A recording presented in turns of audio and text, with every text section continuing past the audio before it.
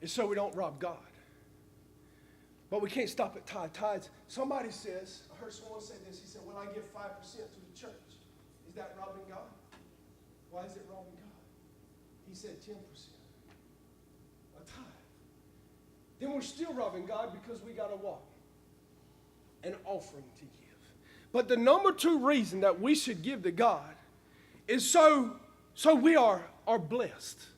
So we are a blessed people. Sometimes, I know it's not like this with everybody, but sometimes when I pull out of my garage, see, here's the problem with me that's different than a lot of people.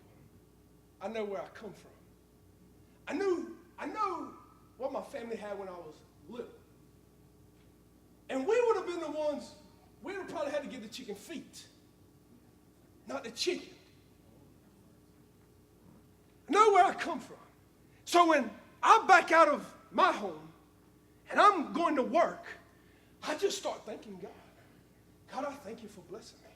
Number 1, I thank you for blessing me with family and a place to live. I thank you for blessing me with a job to go to. I hear people complaining about their job.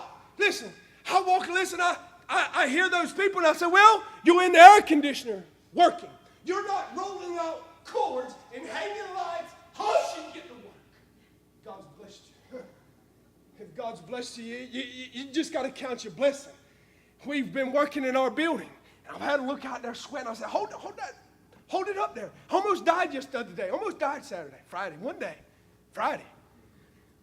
Built some kind of contraption over a staircase, and I stand on top of it on a ladder, and it fell. And Luke's holding my hand up because I thought it was going to fall on my head. And I said, Luke, you're doing good. You're doing good. You held that sheetrock up so it didn't kill me. But I could have fell down the stairs. But here's what I said. You know why you better go to school? Look what you're doing. You want to hold this up all your life. Go to school. I got off track, sorry.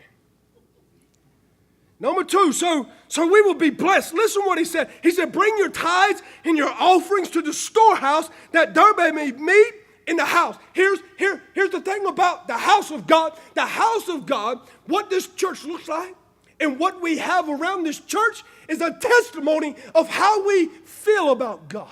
How does the people at First Baptist Church feel about God? Just walk into the sanctuary and you'll see. Go into the classrooms and you'll see. Look how they travel and you will see. When the church loves God, other people can see how they love God. Other people can feel how they love God. Because you give to what you love. It's a testimony. Bring it to the house of God. And here's what he said in verse 10. And prove me. Try me. See if what I'm telling you is the truth. Saith the Lord of hosts. Here's what he said. This is amazing to me. Somebody say amazing. It's amazing to me that God said, Sister Katrina, Brother Dallas, he said he'd open up the windows of heaven and pour out blessings on us that we couldn't receive. How many of you feel like God's already done that? I feel like God's already opened up the windows of heaven and poured those out on me. Now, if he has more, I want him to keep the window open. And I know he does because I'm still breathing. But somebody will say, well, I'm struggling financially. He didn't promise that he would bless us financially. He said you will be blessed. Some people raise children and never have a problem with those children. Some people raise children, never have to spank those children. I don't know what that's like. Some people raise children and they just go about their business doing what they're supposed to do. It's amazing to me. But you know what I count that as? God bless them. It wasn't because of what they did. Their child was born in sin just like mine was. Their child was born in iniquity just like ours. But for some reason, God touched their child. What did you give to God? How much did you give to God for your kids that act this way? Some people just absolutely love their job. They're going to die on that job, and you're going to pull them out by their ankle because they still don't want to leave. You know why? Because God blessed the hands, blessed their minds to be able to go to a place every day and enjoy going there. Not everybody gets to. That's a blessing of God. Some that you will go home and everything will be peace. Now, when you go home, home is my safe haven. Home is a place. Now, our bed fills up. I don't have nowhere to sleep. Sometimes I have to get out because babies are everywhere. But it's okay because it's home and it's safe. God will bless you with a place like that. If you give to God, he will give back to you. He will bless you with a church family that just loves you. He will bless you with a place that will pray for you. He will bless you with people that surround you, that when you're sick and afflicted, that you can call on them and they will anoint you and pray. Now you tell me, I would rather have that than riches. I would rather have the peace of God. I would rather walk through this world knowing that I'm going to heaven than to have all the riches in this world and to go to hell. Hell's real. Number 2 reason we should give to God is so he'll bless us. And he's promised that he was blessed us. Somebody may say, well, you're preaching health, wealth, and prosperity. No, I'm not. I'm preaching what God told the prophet to go tell the people that if you give to me, I'm going to bless you. I may not bless you with a fancy car. I drive a 2006 Silverado, and I feel like I'm riding in a Cadillac. The radio don't even work, but that's okay. I sing to myself. I sing better than them anyway. But I just feel blessed to be able to do that because I pass people walking on the side of the road. They may be talking on the phone, but they're walking beside the road. I'm not walking.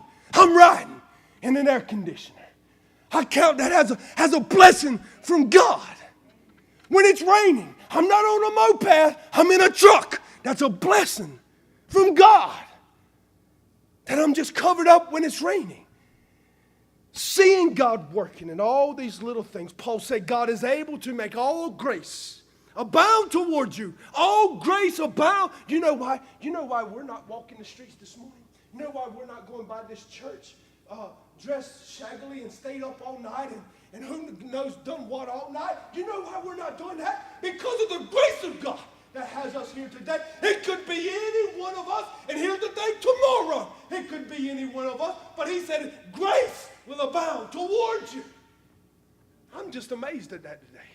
That the grace will abound towards you. Here's what he said, that she always have all sufficiency in all things, may abound toward every good work. I am convinced that God is better than I am. I'm convinced that he can give more than I can give. I'm convinced in that. And here's number 3. Here's number 3. And I think you're going to like this. It's in verse, you'll see in verse 8. It talked about being cursed. If you don't give to God, you're cursed. If you're a Christian, someone will say, well, what about lost people? Give their life to God. God will take care of the rest. All God wants is your life. Then he gets your heart. And then he can get you other possessions, other things that we need for, or he needs for ministry, work. But here's what, in verse 11, I like this part. He said he will rebuke the devourer. What do you mean by that? I did not skip verse 8, but it goes along with verse 11. And it's talking about being cursed. Why are we cursed? Some people are just cursed. Why are you cursed? Because I don't give to God like I should. Someone say, well, I don't have money. Give your time. God will bless your time. Sometimes we need hands that are working and feet that are walking than just money coming in. God needs somebody, as Vernon McGee would say, is to put when the rubber meets the road. It gets real. Some people need that. Now, some people have to work a job to make all the money to pay you time. That's good. Keep doing that. We'll get somebody who works. But here's what he said. Why do we do that? He said, because I rebuke the devourer. What does that mean? The Bible says that our enemy is who is seeking to destroy us, seeking to kill, seeking to steal, seeking to have everything that we have, seeking to take our children. Here's what Jesus said. Jesus said he was a thief. He was a thief.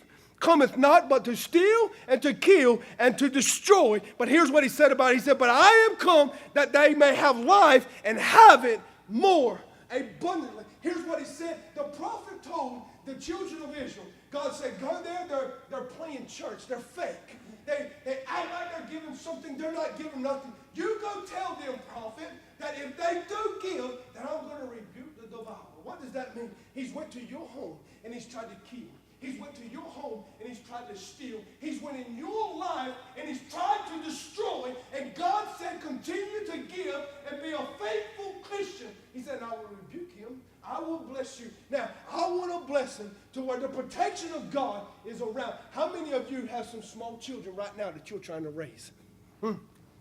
How many of you have some small grandchildren that you're concerned about growing up in this world? Here's what I want. I want God to put his hedge of protection around my children. I'm just concerned. Here's what I told Sue this morning. I just want my boys to grow up, be successful, and serve God. They don't have to be rich. They don't have to live on a mountain. They don't have to be the doctor's lawyers, or they don't have to be an Indian chief. As long as they're sufficient and they're serving God. We strive to get to here. God didn't mean for all of us to be there. I couldn't be the president of the United States right now. Because you know what? They would impeach me because I tell every one of them about Jesus and that they need to be saved. I can't be trusted with the president of the United States, but I can be trusted here at Pembroke First Baptist to preach the gospel. God knows what he can trust you with. And he will bless you with that. And the church said. So I want to encourage you to bring your chickens. I didn't forget about the chickens. You forgot about the chickens, didn't you? I want to encourage you to bring your chickens. And lastly, look in verse 12. As we look at verse 12, here's the last reason. I already gave you 3, right? This is the last one. So we can be an example. So we can be an example. There's somebody looking at us and saying, if they're a Christian, the way God's blessing them, I'm doing better than they are. But they don't know all that we have. Listen to what he says. I wish I could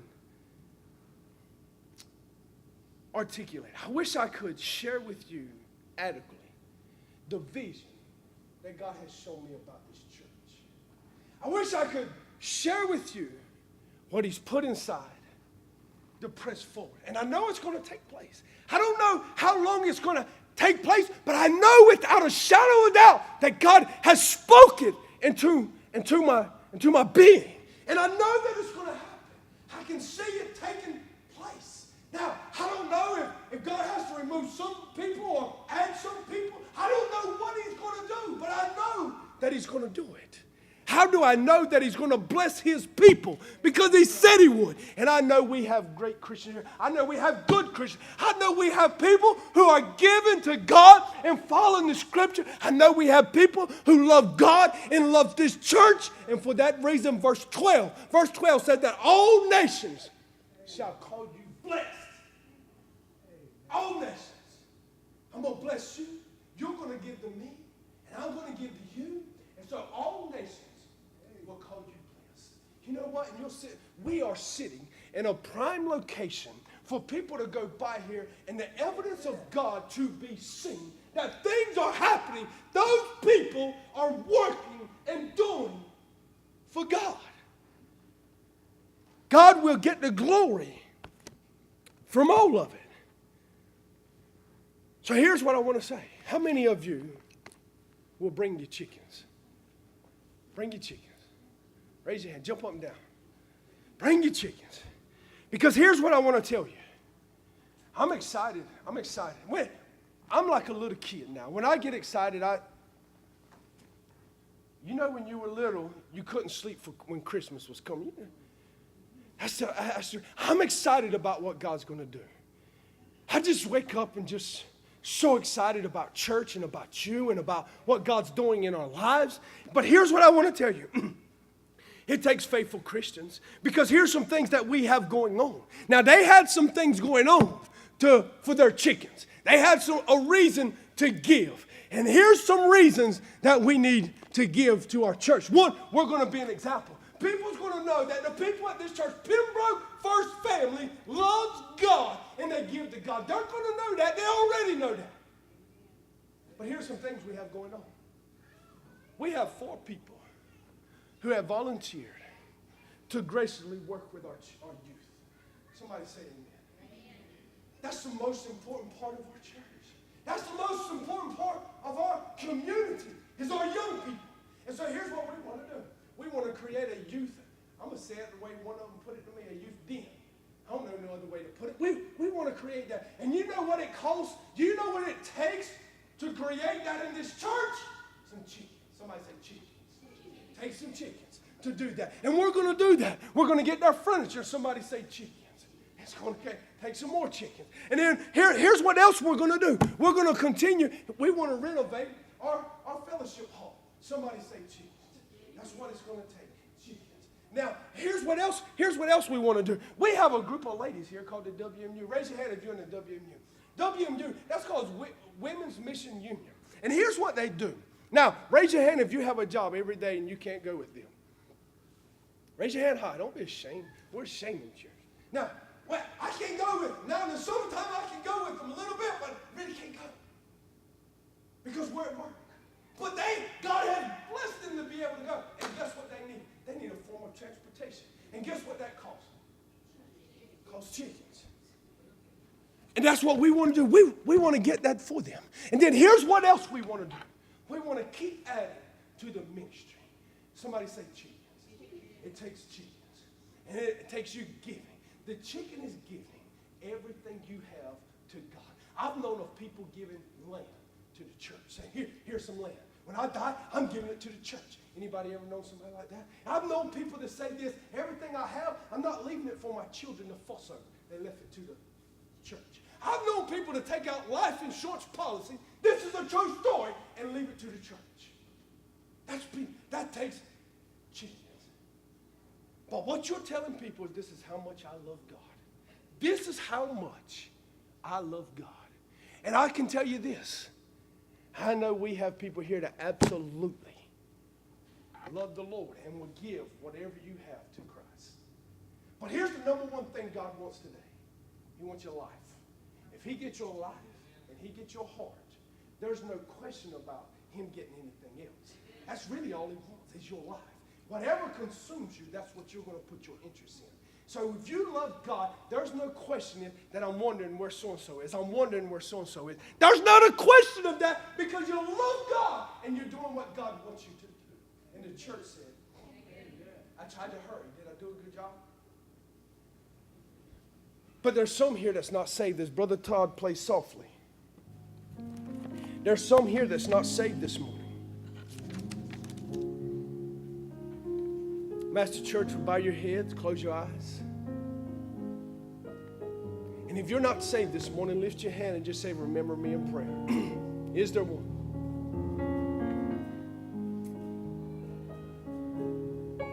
Is there one that God spoke to about giving this morning? May not be financially, but it could be time, could be effort, could be financially. God just wants you. God wants you. If he gets you, he gets everything else. If he gets us, he gets everything else. I'm going to ask you to lift your eyes up. Brother Todd's going to quit playing for just a second. Here's my challenge to us as a church. Every fifth Sunday